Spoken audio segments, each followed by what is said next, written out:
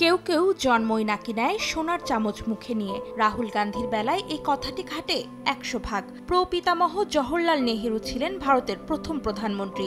রাহুলের দাদি ভারতের আয়রন লেডি খ্যাত ইন্দিরা গান্ধী। তিনি নির্মমভাবে ঘাতকের বুলেটে নিহত হওয়ার পর ভারতের প্রধানমন্ত্রী হন রাজীব গান্ধী।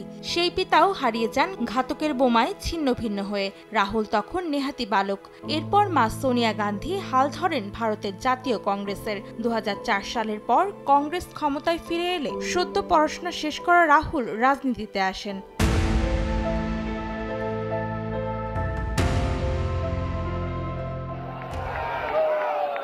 কিন্তু বিধিবাম সাল 2007 কংগ্রেস প্রেসিডেন্ট সোনিয়া গান্ধী প্রাণপণে চেষ্টা করেছিলেন তার ছেলে রাহুল গান্ধীকে দলের ভবিষ্যৎ কাণ্ডারি বানানোর। কংগ্রেসের এক সম্মেলনে তাকে ভাইস প্রেসিডেন্ট হিসেবে ঘোষণা দেওয়ার পর প্রথমবারের মতো সে আয়োজনে ভাষণ দেন রাহুল। সবার ধারণা ছিল বাবা ভারতের সাবেক প্রধানমন্ত্রী রাজীব গান্ধীর মতোই ভাষণ দেবেন তিনি, কিন্তু সব আশায় গুড়ে বালি। প্রথম ভাষণেই হয়ে যান সকলের হাসির পাত্র।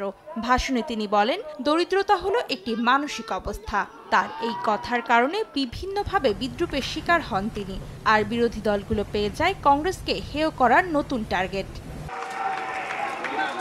এরপর এলো 2014 নির্বাচন। সেই নির্বাচনের প্রচারে 2013 সালে বিজেপি নেতারা তাকে পাপ্পু বলে সম্বোধন করতে শুরু করেন। শুধুমাত্র বিজেপি নয়, নিজের দলের অনেক নেতাই রাহুল গান্ধীর ধীর গতির সিদ্ধান্ত নেওয়াকে ব্যঙ্গ করতে থাকে। বিভিন্ন সময়ে রাহুলের অপরিণত এবং অদূরদর্শিতার নিদর্শন বিরোধী দলগুলোকে তাকে নিয়ে অপপ্রচার চালানোর সুযোগ করে দেয়। বিজেপি বরাবরই তার বিরুদ্ধে শখের রাজনীতিবিদ, আধা সময়ের রাজনীতিবিদ, ক্ষমতায় এসেও দায়িত্ব নিতে অক্ষম এমন সব প্রচার চালাতে থাকে, যার ফলাফল 2014 এর লোকসভা নির্বাচনে রাহুলের সঙ্গে সঙ্গে কংগ্রেসের ভরাডুবি।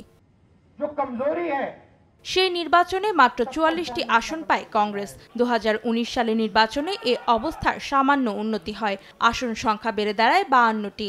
কংগ্রেসের এমন ডুবন্ত অবস্থার জন্য বরাবরই দায়ী করা হয়েছে রাহুল গান্ধীকে।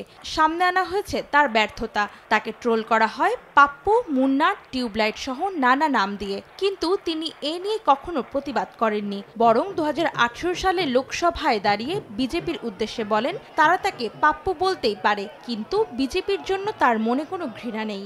এ কথা বলে সবার সামনে জড়িয়ে ধরেন নরেন্দ্র মোদীকে।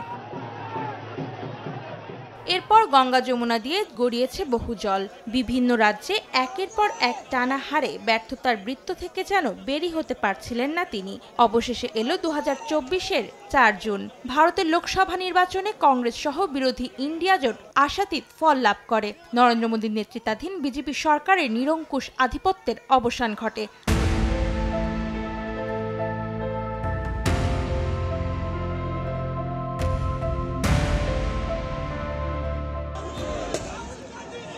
বিশ্লেষকদের মতে রাহুলের এমন পরিবর্তনের পেছনে রয়েছে দুইটি কারণ। প্রথমটি সন্দেহাতীতভাবে ভারত জোড়ো যাত্রা।